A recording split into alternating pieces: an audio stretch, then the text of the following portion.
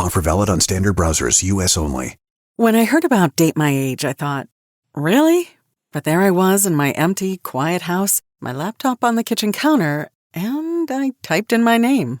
Looking for a man between the ages of 40 to 60? Sure, why not?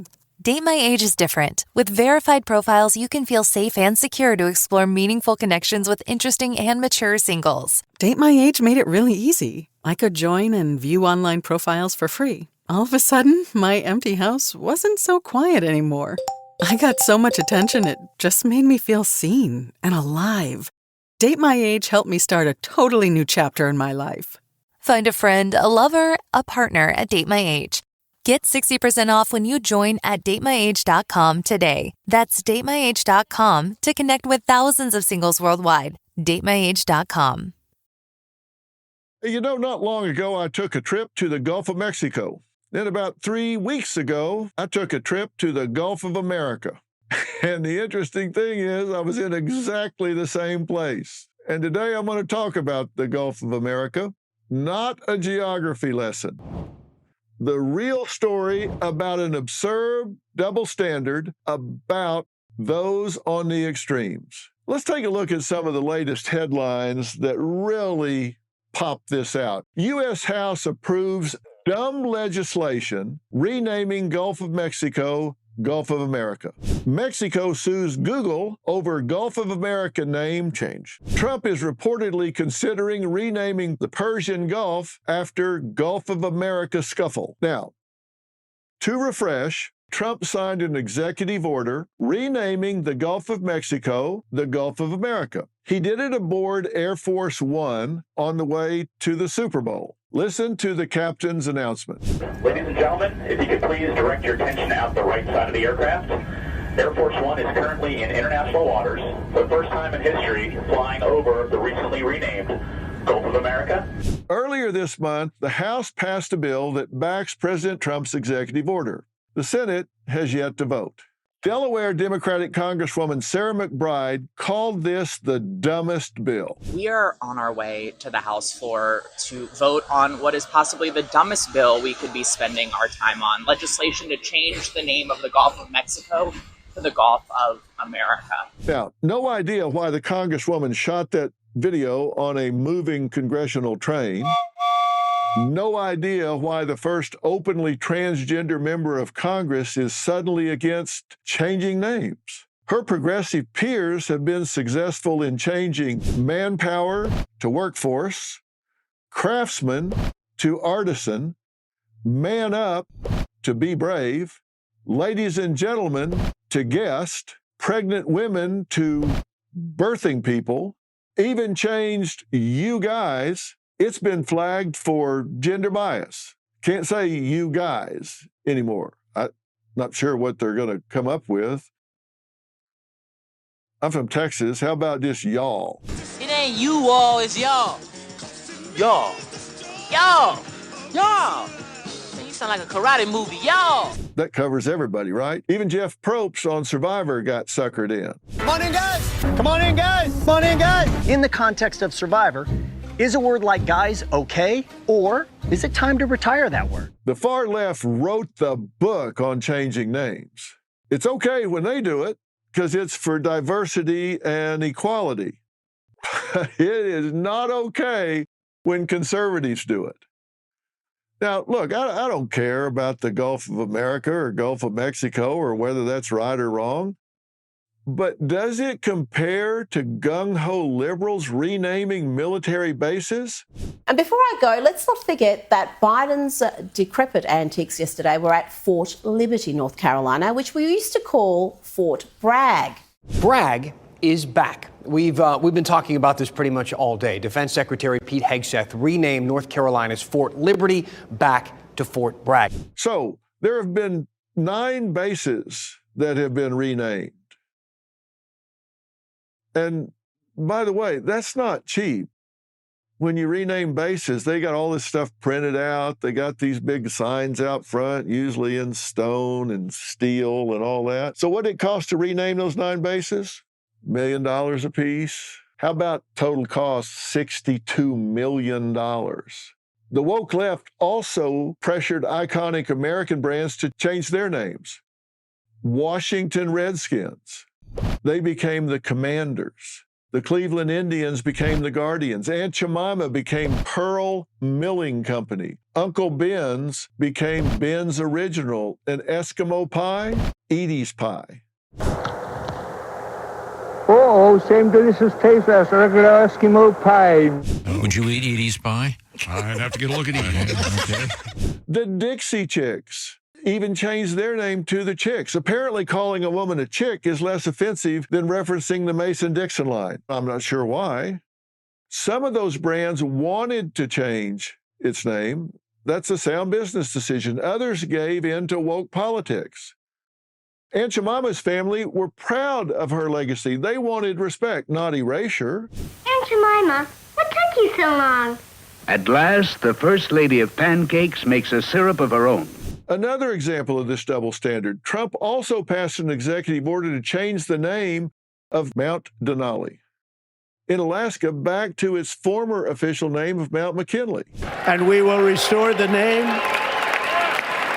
of a great president, William McKinley, to Mount McKinley, where it should be and where it belongs.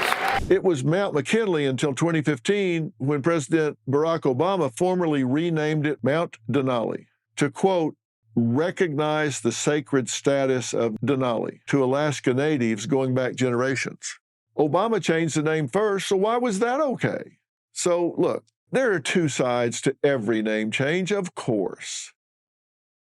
If there's something that's really offensive to people's sensibilities, and those people organically say, every time I drive by that or walk by that or see that, it hurts me to my core, it bothers me, and they want to change it.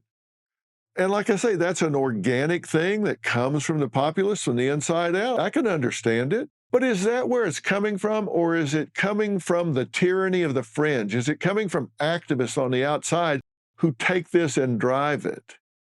Is it really of the people, or is it really from just a few that want to make a point? Is it just from the shrill voices that are screaming from the rooftops and don't really speak for the people? There comes a point when you have to decide your way is not the only way. Don't assume you know how others feel. 49% of Native Americans found Redskins offensive. 49%. 56% of Americans opposed renaming bases. Those in the military, they could take it or leave it, 50-50. Look, we don't agree on everything. We shouldn't agree on everything. How boring would that be? And I'll tell you what else would happen if we agreed on everything. We would challenge nothing. We would learn nothing. The fastest way to grow is to prove yourself wrong. Yourself, not somebody else, yourself wrong. That's how you learn. So what does that tell you?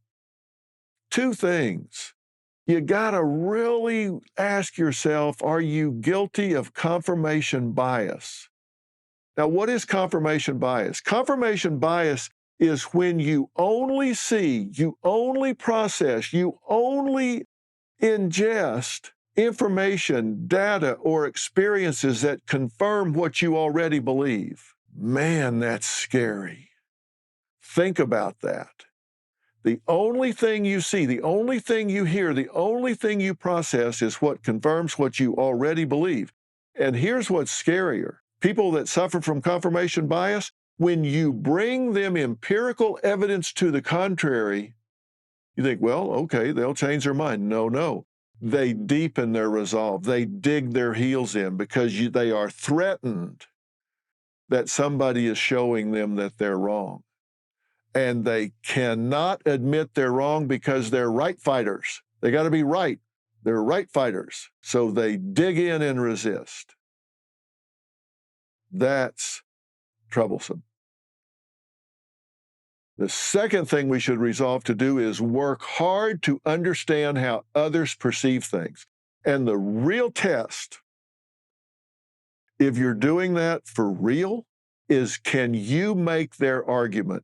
not sarcastically, not set up a paper tiger that's easy to tear down, but really sincerely make their argument. Put it on like a jacket and make their argument the way they would make it.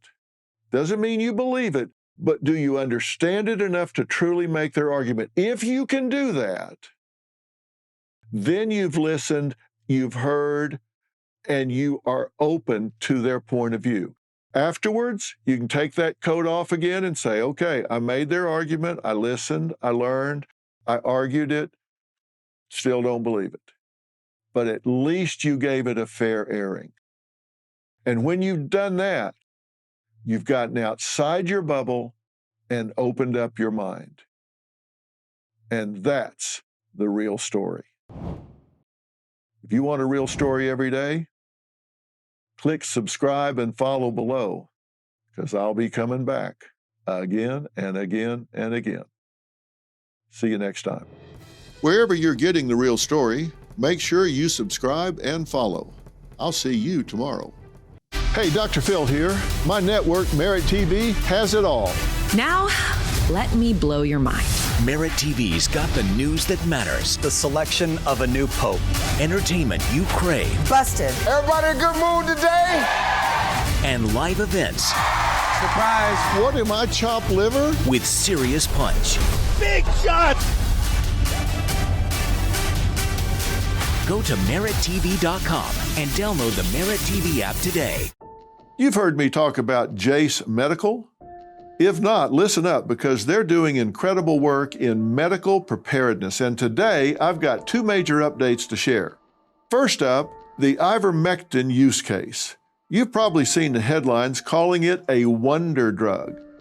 The scientist who discovered it even won a Nobel Prize, and now Jace is offering a 30-day supply at the best price you'll find anywhere.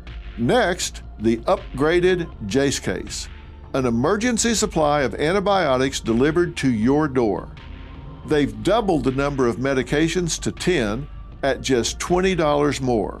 And now, the most comprehensive and affordable kit available. Get it before you need it. Don't wait, order today. Visit jace.com and use code PHIL at checkout for a special discount. That's jase.com, code PHIL.